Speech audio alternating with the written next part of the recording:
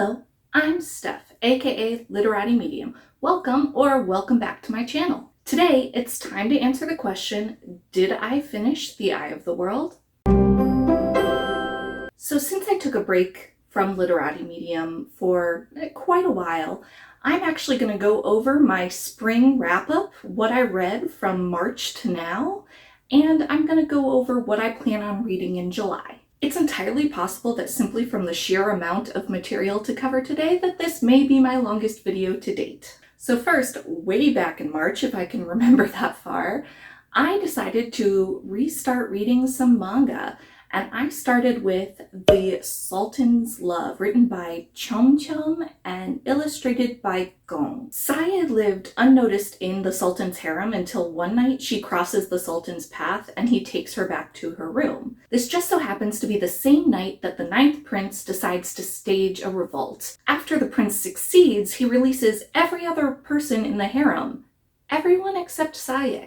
So this was the first manga that I've read in a very long time, probably since well before I moved to Korea back in 2014. I will say the art was absolutely gorgeous. So if that's one of the things that really draws you to kind of shoujo manga and anime, then you're going to enjoy this manga. However, I will say that the story itself is slightly problematic, as tends to happen with some shoujo manga. This is a one-volume series, so it's really quick and easy to read, so I liked that. Overall, I ended up giving it 3 stars, but the art probably saved a lot of those stars. Next, I listened to So You Want to Talk About Race by Ijomo Oluo. So this book covers the really complex reality of the racial landscape today, especially in the United States. It does so in a really informative way, while also not pulling any punches. I honestly think that every white person should read this. I really found myself looking back and cringing at things that I've done or said in the past that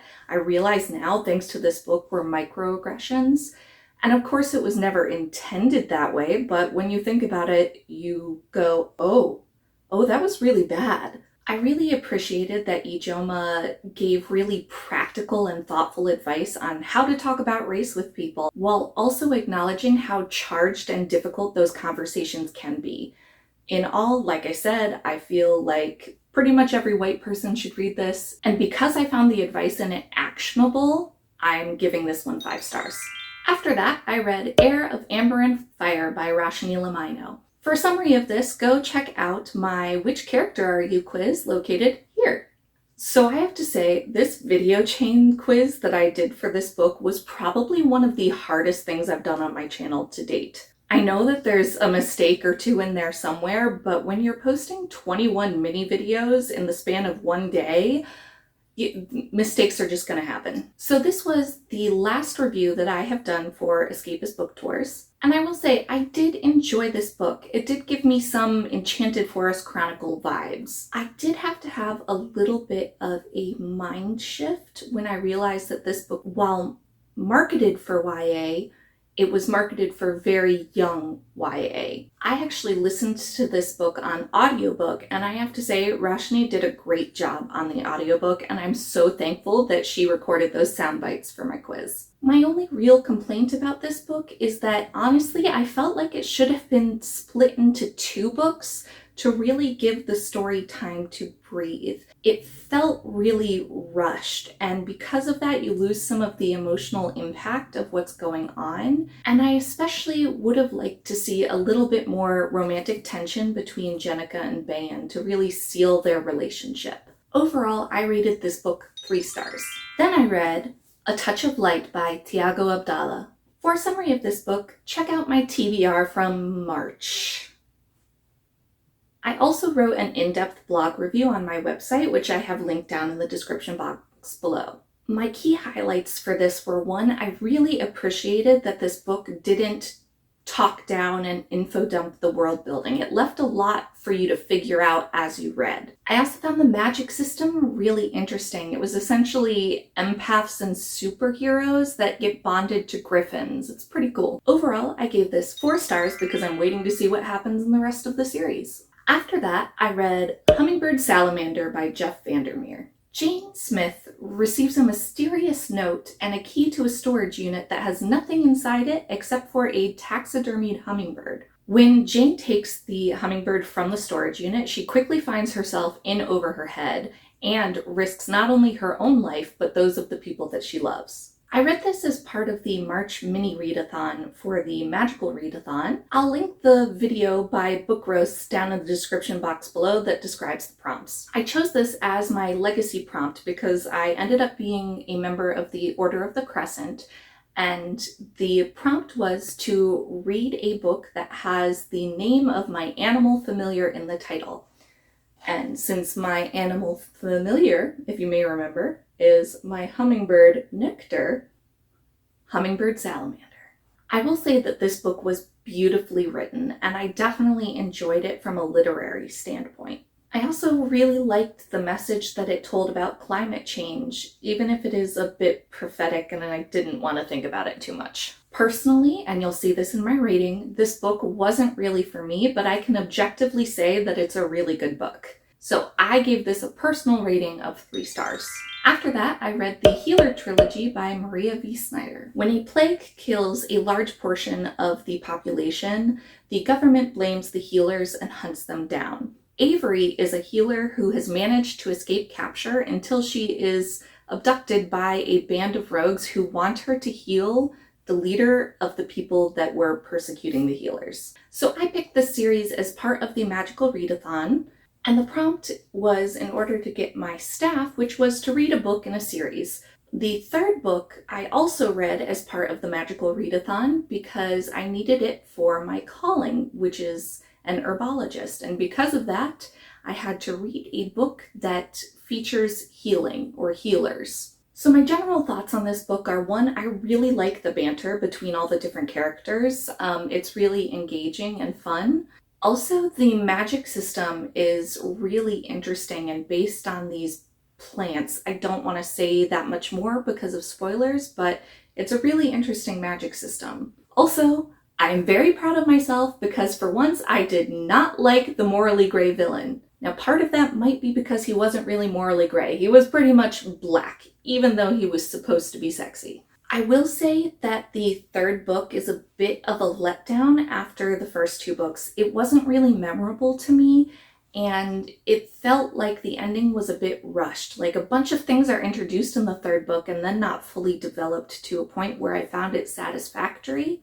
And because of that, I just didn't find the 3rd book or the ending very memorable. So while the first 2 books were probably 5 stars for me, the last book kind of dropped the series as a whole to 4 stars. I liked it, but I wouldn't read it again. Sorry if the angle changed a little bit. I ran out of recording space on my phone. After that, I read the Pawn and Knight books in the Fae Games series by Karen Lynch. Jessie James is a recent high school graduate who is trying to save up money for her to go to college. Except then her parents disappear. In order to find them, she takes over their bounty hunting business where she tracks down all the different kinds of fae. Along the way, she meets Lucas, who offers to help her find her parents. So I picked this series because it's marketed as romance in order to fit my alchemy prompt for the Magical Readathon. That being said, it's very romance light. I think the 2 main protagonists kiss like once in each book up to this point. So if you like an incredibly slow burn, this series is for you. Even though it was pretty romance light, I really enjoyed these series because the bounty hunting aspect and the plot are really interesting and intriguing. A while ago, I think this was I read these back in April, I think. I had a pretty wicked case of ADHD paralysis and burnout, so I was just chilling on my sofa and listened to both of these books in a day and a half. I had planned to listen to the 3rd book at the same time, but the audiobook wasn't out yet. I gave both of these books 5 stars. Why? I don't really know. Mainly because they were exactly what I needed at the time, just kind of fantasy, action-y fluff. I decided to follow up the Fae Games with my first Black romance, and I read the book The Reinvention of the Rose by Christina C. Jones. This is the first book in the Rose and Thorns series. Tempest is starting a new life where she finally gets to be herself. She's not entirely sure who that is, but maybe with the help of Tristan, she will. So this book definitely fits the romance prompt from the Magical Readathon for alchemy.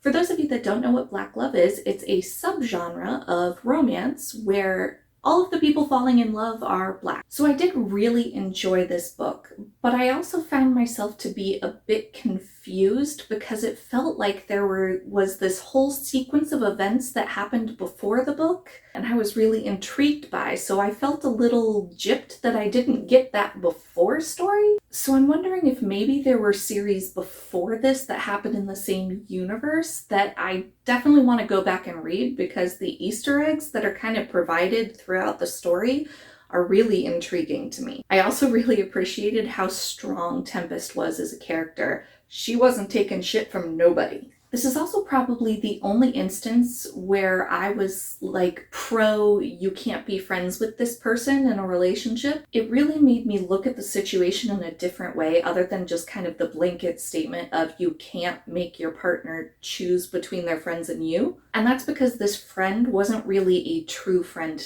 to Tristan. They were somebody that Tristan used to hook up with, and this person was also actively trying to come between Tristan and Tempest. And I really appreciated that Tempest put her foot down and was like, nah fam, like, you gotta take care of that. I ended up giving this book 3 stars because while I find this world of roses and thorns really interesting, the romance itself for me was just kind of meh.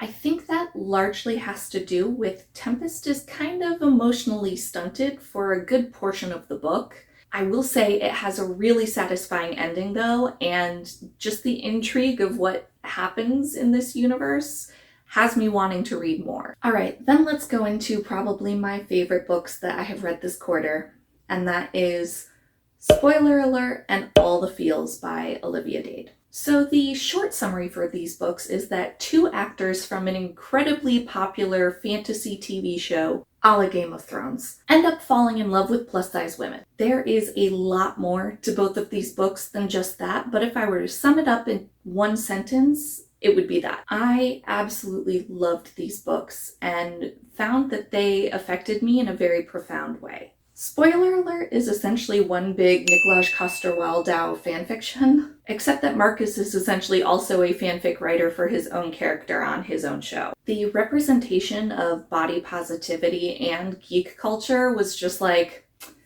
this is the love story that I want to live. Though maybe not the famous actor part. Although the fellow fanfic writer, that part I could get behind. This was also my first plus-size rep book, and I found that I did really like how they addressed it. I understand that some people might find some of the content problematic, especially for how April is treated in the beginning, because it's very fat-phobic. But the reality of that is, it happens all the time to plus-size women. When April opens up to Marcus about some of her past dating experiences and the comments that she has experienced from her partners, like, I completely understand and have experienced that. And after facing comments like that, it's only natural for April to have insecurities, especially in a romantic relationship. What I did like is that those insecurities are addressed very early in the book, and once they're addressed, they're not dealt with again.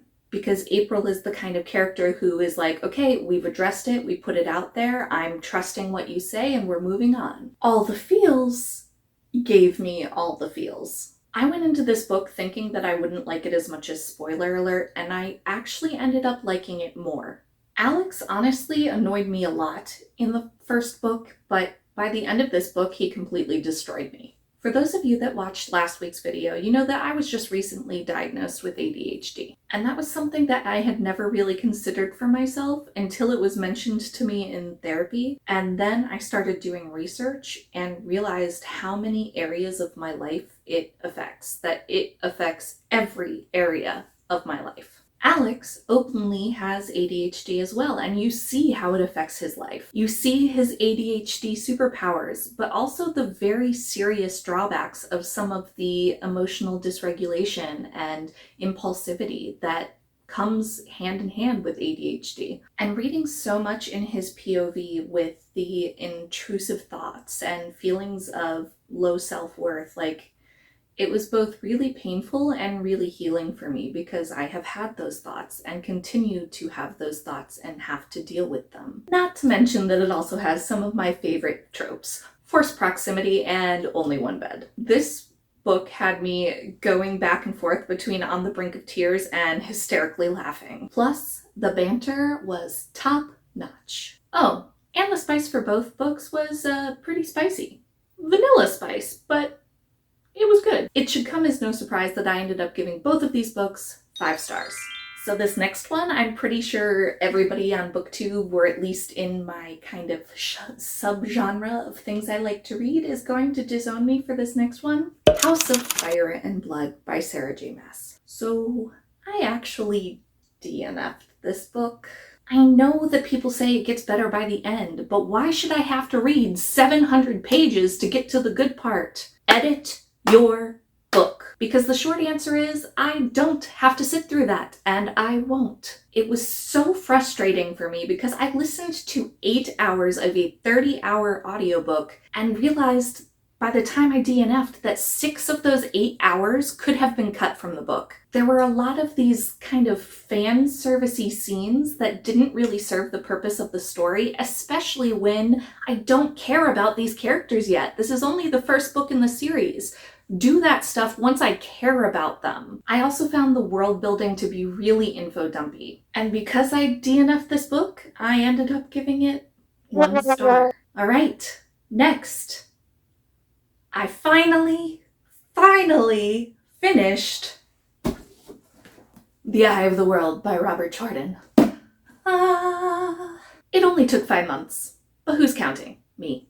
I'm counting. So now it's on to The Great Hunt.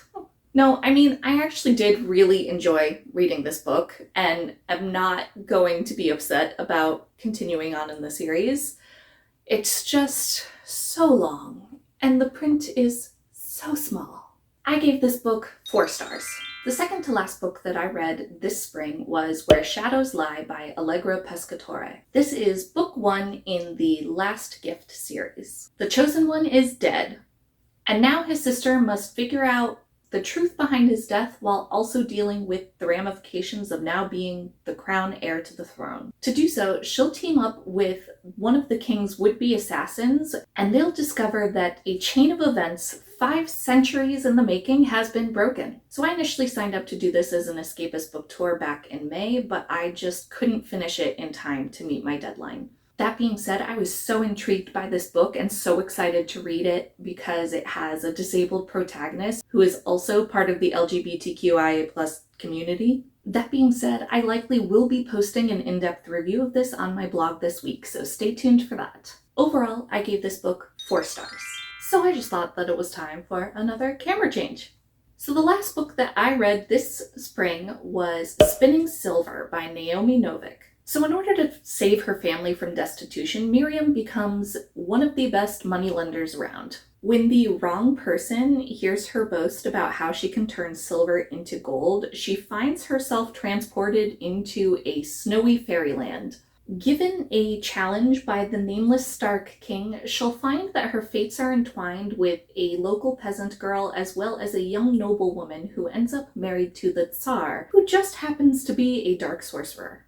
But not everything is what it seems. So I actually listened to this with my sister because we were driving from my home to my grandmother's 90th birthday party, which was a 9-hour drive. And so we started this book because we both loved the Rumpelstiltskin story growing up. So it was really fun to have this experience with her while also reading a fairy tale retelling, which is a genre that I love. I really enjoyed all the different plot lines, although I felt sometimes like some of those plot lines could have been better developed. That being said, I definitely really enjoyed listening to this audiobook and would read this book again, so that makes it 5 stars.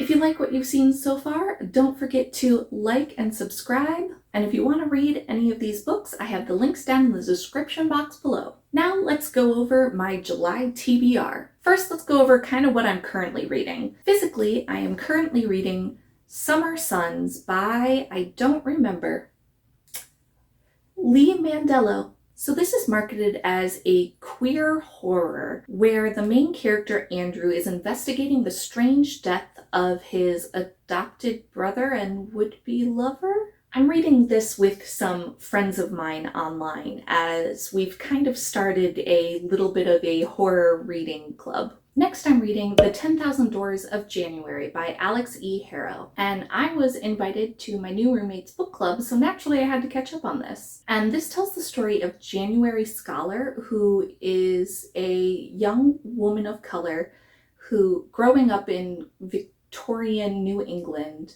and she discovers that she has the ability to open doors to another world. Then, of course, there's The Great Hunt by Robert Jordan.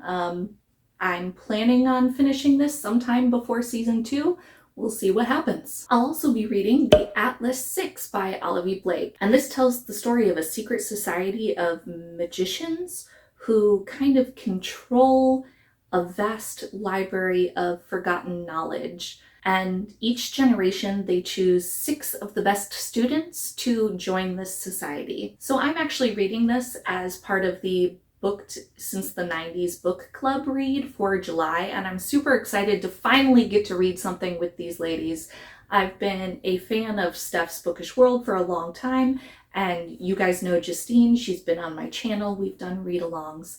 And all of the other ladies are great as well. I will have all of their channels linked down below. I also plan on reading The Black Phone by Joe Hill. I've been interested in getting back to my roots, but no, I'm not ready to do my Wheel of Time book versus adaptation yet. So I chose this one because it's coming out this month and I'm super excited. The premise is this boy wakes up in a cellar where there is a black phone. At night, the phone rings and he's able to talk to the owner's previous victims who are determined to make sure that he doesn't meet the same fate. So this is actually part of a short story collection by Joe Hill. I haven't read any Joe Hill before, but I really enjoyed the TV show Nosferatu, so I'm looking forward to reading this. So because the first 2 books on my TBR, I'm essentially already almost finished with them, and the other 2 books are for a project, I needed 1 more book to hit my 3-book goal for July. So I decided to utilize my new TBR game, which you can see the footage here. So here it is. First, I am going to roll this wheel to see which dice I'm going to roll for my reading prompt. Now, to be fair, this wheel is completely arbitrary. I just have a lot of dice and didn't want to just do a d20 or whatever, so I thought this would be a good way for me to decide what die to roll. Here we go. What's it gonna be? It's a d20! Flashback. I didn't want to just do a d20 or whatever. End of flashback. All right. The fates have spoken. Let's roll a d20. All right, so today I'm going to roll. Let's do my dice highlight. Pick a d20. Ooh. So I got this nice set as a Secret Santa gift. Let's see what I roll.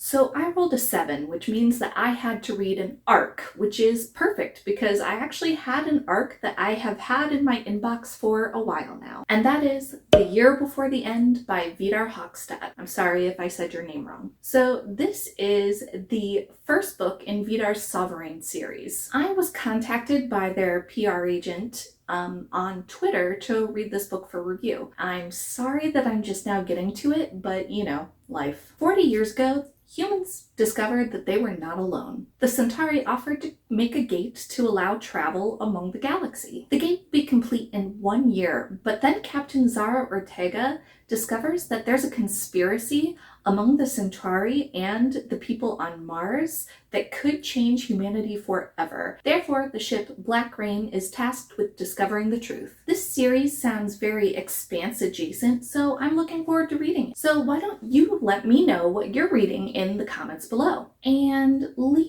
a wizard emoji because of the magical readathon. Let's see what stories tomorrow brings.